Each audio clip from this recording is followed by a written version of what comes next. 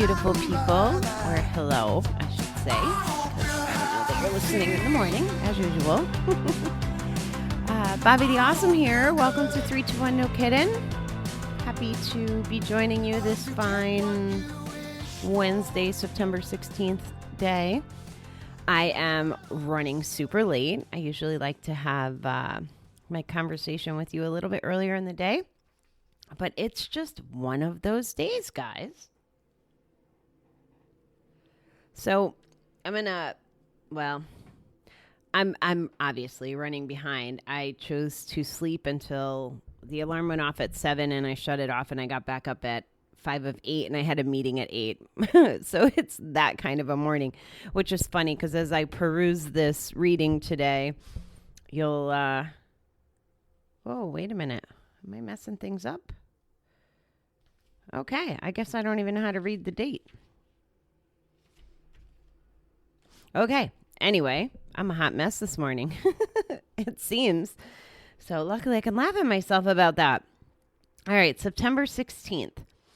Blessed are they which do hunger and thirst after righteousness, for they shall be filled. Matthew 5:6.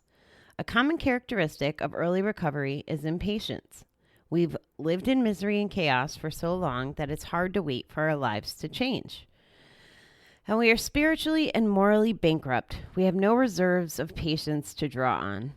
This is why a solid recovery program could be helpful. We can see the immediate results of our efforts, from illness to wellness, in 12 simple steps. God, in his wisdom, does not withhold the rewards until the end.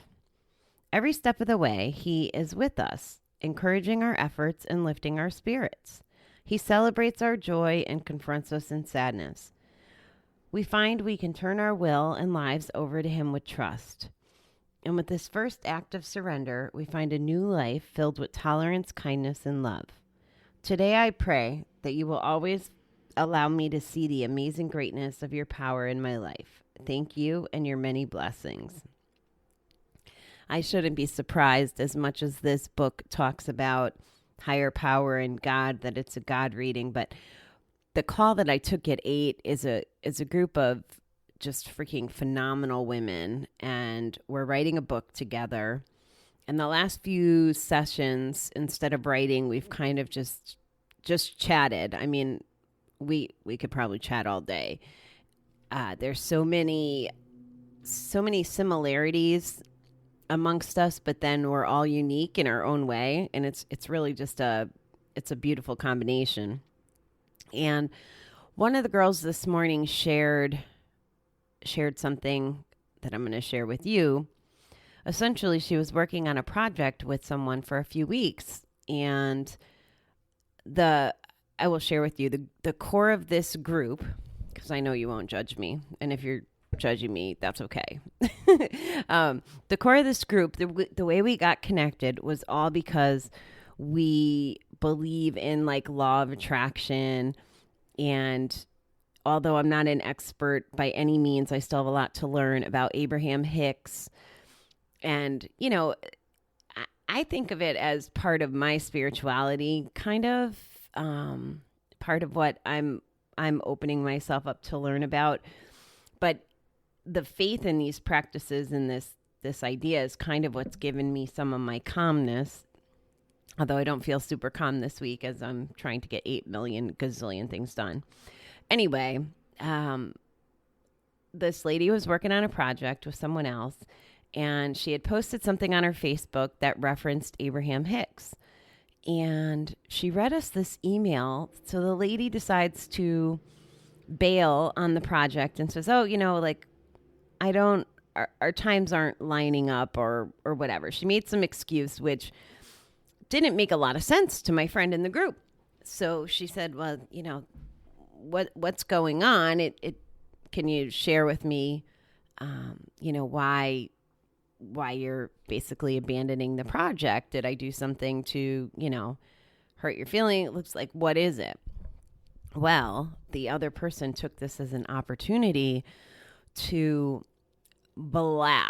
completely blast my friend. And she hid behind Bible quotes and religion as a way to basically insults her and her beliefs. If she wants to follow Abraham Hicks as a person, she should have that right. And she does have that right. And this other person just chastised it, and they kept using a word. I can't think of the word right now, but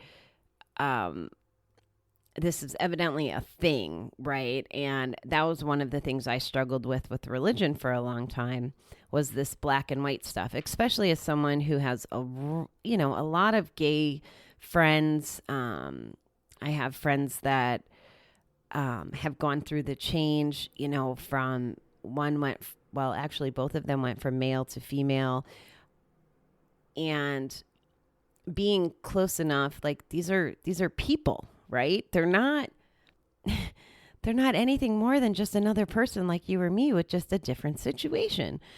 And because I'm close enough to them to hear and see how they feel based on how they're treated, I have an appreciation for that. The same thing with being really part of the process of one of my best friends coming out. And, she was afraid to come out to me even. And I don't really care, it still blows me away that we care, more about who people are sleeping with in their private time. Like heterosexuals, as a general rule, I don't think go around going, oh, you sleep with the opposite sex. Like, it's not part of our identity. Maybe it's an assumption or whatever, but it's not talked about the same way. And I know I'm kind of going off the path here, but I want to bring this up because maybe I don't talk about it enough when it comes to when I'm reading God things or Bible verses or whatever. I think I've been very clear that my own journey has taken me from what, if there was labels, we'd call atheists, to having some sort of spirituality and faith. Like, it's been a very dramatic difference for me, pre-recovery, post-recovery, and I talk to you a lot about that. So that's how I see it. And part of what I want to represent, both in an addiction arena, a religion arena, a recovery arena, whatever it is. And yeah, I don't tell you that you guys have to agree with me, but I will hope that you're aligned with me on this, that people are people and everyone deserves respect and love and kindness. And maybe they don't deserve respect if they're doing something horrible. Like you might say, oh, I shouldn't respect a criminal, someone who did XYZ. I get that. But we also don't need to say mean to them, because it's not good for us. And that's really the message, is that we're all individuals and we have to take care of ourselves. And spewing hatred or our beliefs in a non-productive way, that doesn't help us. And for those of you who do have a relationship with God, as maybe those of us on the outside would view it, that God, I don't think your God wants you to be mean to people or force people into believing what you believe or any of that stuff. So that's where I stand on all that. So I try to really weave in that belief when I'm doing the readings, but maybe I don't always share it quite as deep as that. So that conversation this morning just triggered me sharing that with you. I love everybody. Like, I love every single one of you listening. I love every person in my life. I love every stranger. Ever since, for me, I've learned to really embrace that we're different. I don't have a religion soapbox or really any other soapbox other than I want us all to be good human beings. Like, that would be my platform. So, okay, so back to the reading. Let's see what it says here. Blessed are they which do hunger and thirst after righteousness, for they should be filled. A common characteristic of early recovery is impatience. Oh, yeah. How about that, guys? Impatience. I've had quite a bit of that this last, 3 months, 6 months, however long it's been since I've been thinking about making the transition from my job to being self-employed and really going after my 321 No Kiddin work, as well as helping Anna with her Workify business. I really couldn't wait to get done. And in my head, I thought I was going to be on the other side of it and have all this free time and be able to capitalize on all the things I want to do. In reality, there's still not enough time in the day. I mean, there is, and maybe I'm choosing to not handle it right, which is part of, why I need to go reset. We've lived with misery and chaos for so long that it's hard to wait for our lives to change. And we are spiritually and morally bankrupt. We have no reserves or patience to draw on. And that's kind of what we talk about with our bucket, right? That it's empty, or it only has negative, then it's hard to draw on the positive. So it is a little bit of a chicken and an egg. And this is why I think the reading is calling out impatience, is because it doesn't happen overnight. Actually, what blows my mind is that we don't even know it's happening when it's happening. Generally speaking, it still blows me away. Like, I would like to think that I'm one of the most self-aware people that I know, because I practice it and I try to listen to others, or to situations, so I can try to figure out how to be better and how to navigate things better, not just for everybody else, but for me. I don't want to be on an emotional roller coaster. I don't want to have crazy feelings that go from one extreme to the other. I think if I can find a level, consistent life as a general rule. Now, I know there's going to be highs and lows, but some of the stuff I get aggravated or impatient about are really so small. You know what? I'm glad I'm reminding myself of this, because I've been frustrated about this phone situation that I was dealing with last week. It trickled into this week, and now I'm down to one phone number. Yay. But my phone isn't set up the way I had set up the other one. So, all my apps need to be downloaded, and all my passwords and all my blah, blah, blah. So it's just adding more to the to-do list, and it's ticking me off. But really, do I need to be upset about that? No, I just need to embrace the fact that, how about I be grateful that I have a freaking phone, right? How about I be grateful that I have a working brain and working fingers, and that I have fingers at all to push the buttons and understand it. Like, how about I do that, right? Instead of being such a little impatient bitch about it. Like, get over myself. I needed to remind myself of that today. And it's okay. I'm sharing with you some of the voices in my head. And this is why I like being with you every day, so I can work through some of this. Hopefully you're doing a little of that in your mind as well. So when we are spiritually and morally bankrupt, that's where a solid recovery program could be helpful. We can see the immediate results of our efforts from illness to wellness in 12 simple steps. I think that's really simplifying it. However, if we are surrounding ourselves, especially with people who can see our differences in ourselves, it helps us see what's going on in our growth, because sometimes it's not easy to see that. God in his wisdom does not withhold the rewards until the end. And I think the simplest way to sum that up is gratitude, and then being able to acknowledge the things that are blessing, right? So when I was gambling, we called it Bobby math. If I went planning to lose, let's see if I can remember how to explain this. It's been a while. Let's say I went planning to lose 200, and we go and I get ahead 200. Bobby math was that I'm ahead 400 because I expected to go lose 200 plus I'm up 200. And the reason, well, this worked that way, and it also worked where if I lost the 200, I would say like I was ahead because I didn't go to the ATM and take out more. And there's really a moral to this story. So I bring up the money math because when we go from gambling to not gambling, we have to acknowledge the little victories. So if I don't gamble this week, but I normally gambled, I'm ahead what I would have lost.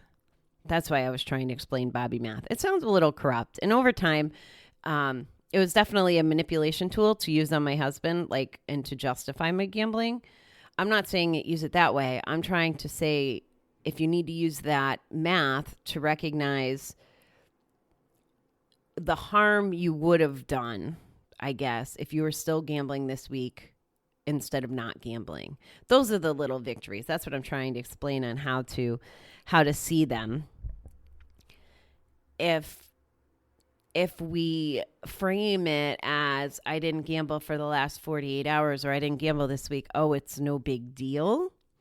And we don't really appreciate just that 48 hours or that week is so powerful.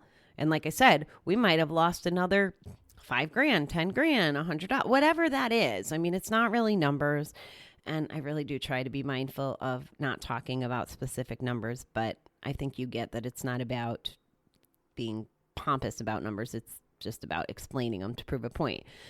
So look at that victory. If you didn't gamble this week, you saved X amount of dollars. You saved X amount of harm. And you're actually moving forward, even though it's really hard when you first quit gambling, you're feeling all these feelings, right? And none of them are like, I'm a great person and I deserve a healthy, wonderful life. We're not in that mode 48 hours or the first week after. I get that. That's what I'm here. That's what I'm here for, to tell you that 48 hours is a victory. It's a starting point.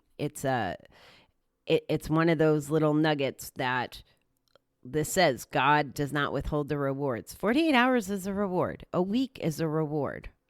A moment is a reward. You know, it's as we dig deeper, the rewards get bigger. We can see them more clearly, but essentially they're there.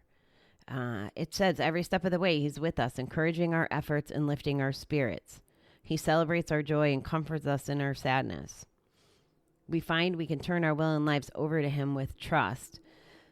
Meaning, now, I think from more of a spiritual perspective, you know, we can turn things over into that power of our understanding to take the pressure off, but also know that it's going to be all right. So there's the faith part, and then there's this relinquish some control part. And I think they're both very important. With his first act of surrender, we find a new life filled with tolerance, kindness, and love. Today, I pray you will always allow me to see the amazing greatness of your power in my life. Thank you for your many blessings. So all the yous and yours in there are capitalized in reference to God and giving him the respect that the book wants him to have. You will always allow me to see the amazing greatness. Guys, we only see it when we're looking, when our eyes are open, when our brains are a little clearer from not being in action or gambling. And the final thing about this reading that I want to call out, and I think that is beautiful, is that it ends with, thank you for your many blessings. And I'm not sure I say this every day, and if I don't, I should. But gratitude. Like, it is literally the foundation to all of it. If you can find gratitude and find ways to express gratitude and appreciate all the little nuggets and all the little victories and all the little wins, it all adds up. It all adds up, and it's filling our bucket, you know, with that gratitude. So then things like the impatience or the frustration or the you know, wanting to beat ourselves up and go to that icky place, all that can kind of be tamed with gratitude. So it's important that we keep that on the forefront. I really hope this makes sense. I know my brain is going 200 miles a minute as usual. So that's what I got, guys. I appreciate you waiting until I got this out a little late. If you're a daily listener out there, which I'm learning there are more and more of you, and I appreciate that. It makes me see, even this, I have mixed feelings, right? I'm so grateful that I have listeners every day. And then there's this voice that's like, oh, Bobby, you got to figure out how to record on the road because you don't want to let people down. And I'm having a little bit of a struggle with that. And I know I need to take care of myself, and that I will serve much better by taking a little bit of a reprieve.